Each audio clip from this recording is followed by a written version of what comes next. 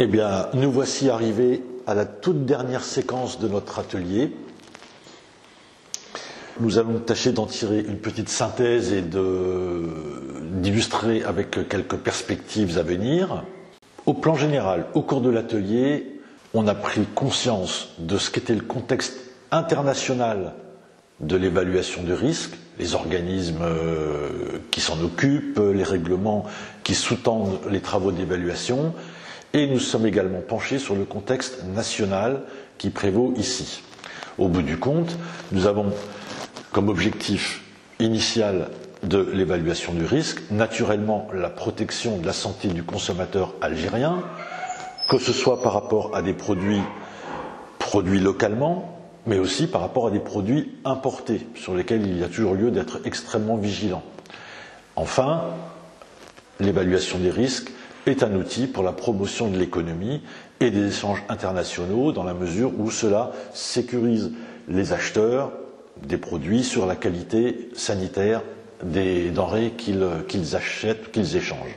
On s'est donc intéressé surtout à l'évaluation du risque, mais on a pu faire ce travail sur la terminologie qui montre que dans l'analyse du risque, il y a trois composantes. L'évaluation du risque, bien sûr, mais également la gestion du risque et la communication sur les risques. Donc ça, ces notions ont été bien clarifiées, ce qui est important, parce que souvent on s'en mêle un petit peu avec l'ensemble de ces concepts. Si on se met à dire à toute vitesse évaluation du risque, analyse du risque, identification des dangers, caractérisation des dangers, quelqu'un qui n'est pas un peu spécialisé s'y perdra rapidement. Pour rester sur strictement l'évaluation du risque, nous avons bien classifié, identifié, sérié les 4 séquences du travail d'évaluation que sont l'identification du danger, la caractérisation du danger, l'exposition du consommateur, discipline assez complexe comme vous avez pu en avoir un petit aperçu, et enfin la caractérisation du risque, c'est-à-dire quelle est la probabilité que tel danger se transforme en risque et avec quelle probabilité d'apparition. Enfin, nous avons pris conscience du fait que l'évaluation du risque est une tâche qui est faite non pas par uniquement des microbiologistes, si on parle de risque microbiologique, pas plus qu'il n'est fait que par des chimistes si on parle de risque chimique. C'est un travail collégial, d'expertise collective, qui réunit, dans la mesure du possible, et c'est ce qui est vraiment extrêmement souhaitable, des personnes issues d'horizons scientifiques extrêmement différents. Donc c'est comme ça que nous avons d'ailleurs travaillé lors des travaux de groupe, en mélangeant les différentes compétences. Nous avons ici des chimistes, des toxicologues, des vétérinaires, des microbiologistes, etc. Nous avons vraiment fait attention à ce que vous puissiez travailler tous ensemble pour confronter vos connaissances, vos approches et vos perceptions. On s'est familiarisé avec le concept et les grands principes à mettre en place pour appliquer la discipline d'évaluation des risques sanitaires, donc discipline scientifique, on insiste bien, discipline scientifique, pour réussir à faire des applications très concrètes au secteur des produits de la pêche et de l'aquaculture en Algérie. On a pris conscience du type d'information et du genre de données qui sont nécessaires pour progresser dans la démarche, et on s'est surtout rendu compte que il n'était pas évident de trouver les bonnes informations et que ce n'était surtout pas évident d'avoir accès aux bonnes données et certainement pas aux données en matière d'habitudes alimentaires, de consommation, et qui sont pourtant des données absolument essentielles. Ce que nous avons obtenu également comme résultat, je crois qu'on l'a bien échangé entre nous. On a créé des groupes de façon tout à fait aléatoire. On ne l'a pas fait par affinité. À un moment, on avait pensé, on va mettre les chimistes ensemble, les microbiologistes, les vétérinaires. Non, finalement, on a dit ceux-là ensemble, et vous avez travaillé tous comme ça, de façon complètement aléatoire. Et je crois que ça a bien marché. Donc chaque groupe a bien fonctionné, chaque groupe a bien proposé des résultats, des listes de dangers qui semblaient pertinents, des appréciations qui étaient vraiment bien pertinentes. Donc on a créé des liens entre les experts. Donc les experts commencent à se connaître et c'est une première initiation à un travail collégial qui est vraiment demandé en évaluation des risques. L'évaluation des risques, ce n'est pas quelqu'un qui travaille tout seul dans son bureau. L'évaluation des risques formelle, c'est un travail collégial. L'évaluation des risques un peu partout dans le monde. Et maintenant, voilà, on sait à quoi ça sert une valeur toxicologique de référence et on voit à quoi ça ressemble. Nous avons également fait une première approche dans l'approche déterministique de l'exposition du consommateur. On sait que c'est une approche encore simplifiée et qui a le moyen de le faire de façon plus complexe par une approche probabiliste qui nécessite des moyens plus puissants, qui nécessite des logiciels adaptés pour le faire. Mais nous avons pu quand même remarquer que rien qu'avec l'approche déterministe, il y a déjà moyen de bien avancer et de déjà dégager vraiment des conclusions assez importantes dans l'évaluation des risques pour des cas qui nous occupent. Et nous avons quand même aussi passé un peu de temps à disséquer la structure d'un avis scientifique pour savoir comment un évaluateur de risque pouvait communiquer avec le gestionnaire de risque, avec l'ensemble des parties prenantes, par la rédaction d'avis scientifiques qui demandent une certaine expertise, qui demandent de suivre certaines règles dont nous avons parlé abondamment lors de l'atelier. Il reste bien sûr des points en suspens, des points à approfondir. Par exemple, nous n'avons pas encore vraiment fait une distinction très importante entre les produits de capture et les produits de l'aquaculture. On en a parlé un peu dans l'identification des dangers en disant pour l'aquaculture, attention, on nourrit les poissons nous-mêmes, tandis que en matière de pêche et de capture, les poissons se nourrissent avec ce qu'ils trouvent dans la nature. Et c'est une différence fondamentale qui fait que les dangers peuvent être assez différents en aquaculture par rapport à ceux que l'on rencontre dans la pêche. Donc ça, nous allons encore devoir l'approfondir plus tard. Également, donc l'approche probabiliste, dont on n'a pas pu vraiment apprécier vraiment la complexité de l'approche, mais ça, donc de nouveau, on devra peut-être y passer un peu plus de temps plus tard. Et surtout, on s'est bien rendu compte du problème que l'on avait avec les dangers pour lesquels il n'existe pas de seuil de toxicité dans la relation dose-effet. Et tout ça, c'est vraiment le challenge, le défi qui est donné aux évaluateurs de risque. Comment arriver à apprécier le risque dans ces cas complexes où il n'y a pas de seuil bien précis dans la relation dose-effet, où finalement la moindre petite quantité du contaminant peut porter préjudice à la santé des consommateurs. Ça, ce sont donc des aspects qu'il nous faudra encore approfondir plus tard. J'ai aussi identifié quelques points d'attention. Donc, les points d'attention, ce sont les points pour lesquels on a passé du temps, mais que je me suis rendu compte que la notion n'était pas si évidente à assimiler. Et notamment, on a passé beaucoup de temps et de discussions pour arriver à distinguer ce qu'était une norme et d'une VTR. Une norme ou une limite maximale en résidu, on a vu, ça maintenant je pense qu'on l'a bien compris, ça s'applique à une denrée, alors qu'une valeur toxicologique de référence, ça s'applique à une personne. C'est la quantité autorisée qui est permise à être ingérée sans que ça ne porte préjudice à la santé de la personne. Et on a vu que la base d'une norme est souvent à rechercher dans la réalité du terrain. C'est rarement une approche toxicologique qui va donner naissance aux normes. On part des bases de données du terrain et on évite les valeurs anormalement élevées pour progressivement arriver à rendre la situation meilleure, plus saine. Tandis que pour les valeurs toxicologiques de référence, là, c'est vraiment une base purement toxicologique, on part des dossiers toxicologiques. Et pourtant, quelque part, les deux se croisent. Parce qu'il faut qu'avec nos normes, on ne dépasse pas la valeur toxicologique de référence en consommant nos aliments. Donc, Les deux sont quand même quelque part liés, mais les bases pour établir les deux sont complètement différentes. Les normes vont surtout servir aux laboratoires qui vont devoir comparer le résultat d'analyse avec ces normes pour savoir si l'aliment est conforme ou non conforme, tandis que les valeurs toxicologiques de référence, elles vont servir aux évaluateurs de risque qui vont faire une évaluation, non pas sur un aliment, mais on l'a vu dans le cas de l'exercice avec le cadmium, avec l'ensemble des aliments qui peuvent contenir le danger en question. Premier point d'attention, je crois, sur lequel on a passé pas mal de temps pour essayer de bien faire la distinction. J'espère que maintenant, la distinction s'opère bien. Oui. Les normes, elles partent toujours des bases de données du terrain. Ça, on ne réalise pas assez. OK, donc deuxième point d'attention, où on a senti qu'on avait encore des problèmes, c'est de disposer des données de consommation dans le contexte algérien.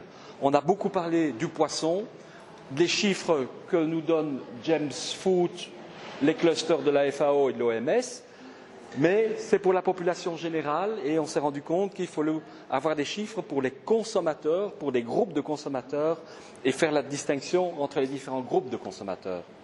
Donc ça reste un point d'attention, essayer d'arriver à des sources d'information.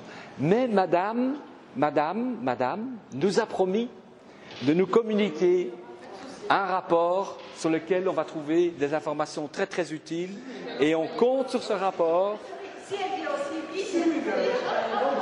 Vous ne sortirez pas d'ici sans vous avoir donné les coordonnées de ce rapport parce qu'on va en avoir besoin dans la suite de nos activités. Alors, en matière d'exposition aux contaminants, surtout pour les contaminants chimiques, on a à peine esquissé le fait qu'il n'y a pas que l'alimentation, il y a les autres voies d'exposition, et ça rend le travail des évaluateurs de risque d'autant plus compliqué, parce que les gens travaillent dans un environnement professionnel, ils vivent dans un environnement domestique, et tous ces environnements peuvent contribuer à notre exposition aux contaminants. C'est pour ça que, dans certains pays, les agences ne sont pas des agences alimentaires, ce sont des agences d'évaluation des risques d'une façon plus globale, qui tiennent compte de l'alimentation, de l'environnement, de l'exposition professionnelle. Donc, c'est le cas de l'ANSES en France, par exemple. Alors, encore un point d'attention, et on a dit que oui, il existe des données, mais elles sont incomplètes. Par exemple, des données au niveau des TIAC. Il y a moyen de trouver des données, mais elles restent incomplètes parce qu'on n'a pas vraiment d'informations sur l'agent causal. On sait qu'il y a eu un accident, un incident, mais on manque un peu d'informations précises là-dessus. Et donc ça reste un point d'attention. Ce serait important que les gens qui font le rapportage de ces TIAC essayent vraiment d'aller plus loin et d'intégrer dans le rapportage des résultats concernant les analyses de l'agent causal. Maintenant, l'atelier se termine, mais l'aventure n'est pas terminée. Donc on veut qu'il y ait une suite à cela. Alors la première chose de faire, c'est chacun dans votre entourage professionnel. Je pense qu'il y a un message à apporter lorsque vous en discutez avec votre hiérarchie, lorsque vous en discutez avec vos collègues. Nous avons vu qu'il était important d'être attentif lorsqu'on génère des données, que ce soit des données de contamination, que ce soit des données de consommation. Il faut absolument être attentif à ce que les données soient de qualité. Sans la qualité, les données ne valent rien. Donc il est important d'avoir des données de qualité et ça commence par les techniques d'échantillonnage qui doivent suivre des protocoles officiels qui existent, qui doivent être réalisés d'une façon rationnelle, basée sur des fondements scientifiques. C'est valable pour les techniciens de laboratoire qui font les préparations des échantillons en vue de l'analyse. On peut très facilement biaiser les résultats par la préparation de l'échantillon. On a pris l'exemple des aflatoxines dans les pistaches, où il fallait, pour 3 sacs de 10 kg de pistaches, obtenir le même résultat. Sinon, c'est qu'il y a quelque chose qui s'est mal passé dans la préparation de l'échantillon, dans l'homogénéisation de ces échantillons d'une dizaine de kilos. Et pour un laboratoire, homogénéiser une dizaine de kilos, ce n'est pas une mince affaire, et pourtant ça doit se faire. Et finalement, l'analyste, celui qui fait les mesures analytiques, il a également son rôle à jouer pour que les données soient de qualité, pour que le résultat soit juste, pour que le résultat soit précis, pour que la méthode soit suffisamment sensible, qu'on n'ait pas une LOQ trop élevée avec un résultat pour lequel on ne sait rien faire avec. Donc, à tous les maillons de la chaîne, il faut veiller à la qualité pour finalement générer une donnée de qualité qui soit exploitable. Et donc, j'attends de vous de communiquer avec votre entourage, avec votre hiérarchie, sur l'importance d'obtenir des données de consommation alimentaire de qualité. Ce n'est pas tout de faire une analyse, il faut qu'elle soit de qualité, il faut qu'on puisse valoriser le résultat obtenu.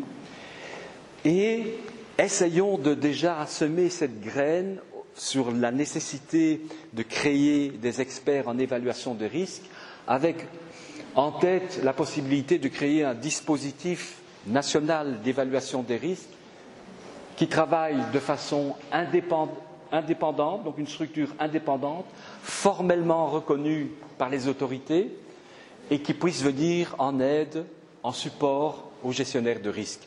Ça ne va pas se faire en une fois, ça c'est clair, mais je crois que c'est un travail de longue haleine. Il faut préparer les mentalités. Donc petit à petit, ce message doit germer, doit être entretenu, et un jour ou l'autre, vous le verrez, nous sommes dans un village, le monde est un village. Si on veut continuer à échanger avec les autres pays, eh bien, il faudra suivre les règles que les autres pays suivent, notamment le savoir-faire en évaluation des risques qui est confié à des structures indépendantes d'experts scientifiques. Alors, beaucoup plus près de tout cela, il y a ce fameux séminaire où, là, pour ce séminaire, nous avons des ambitions.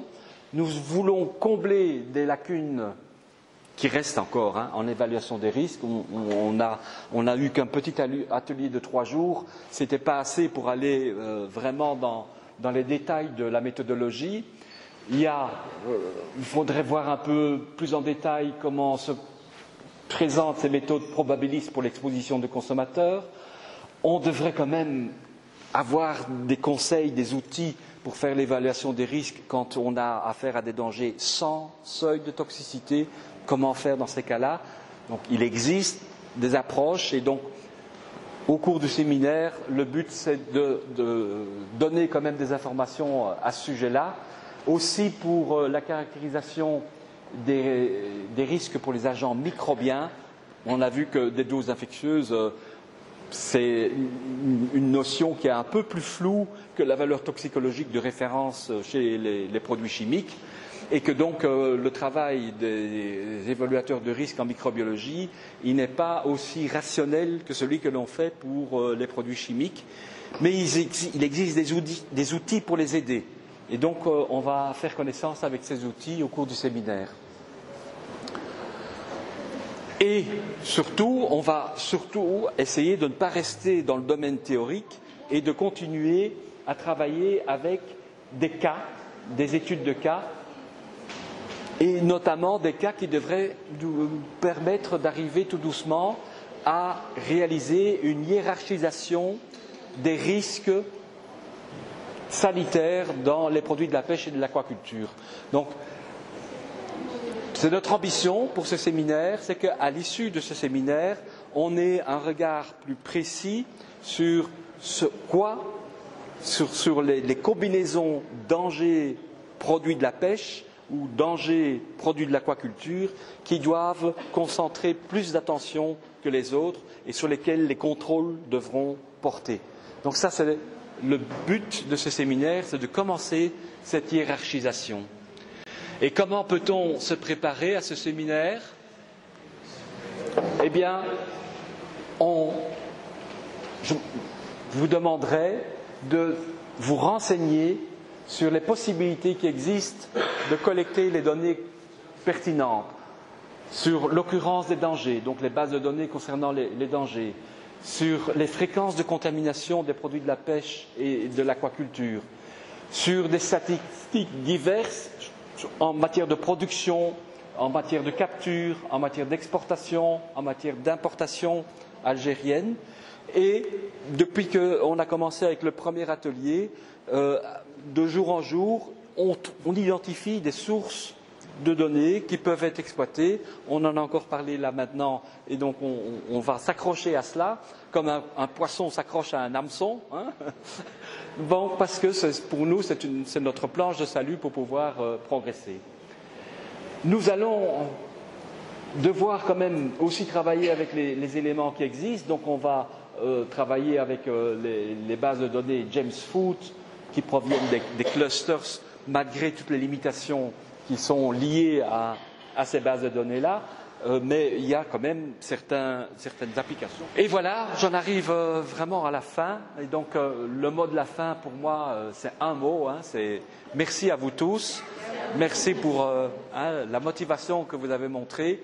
Et voilà, j'espère qu'on va tous se retrouver pour le séminaire. C'est un vœu pieux, mais voilà, c'est mon souhait quand même. Voilà, merci à tous.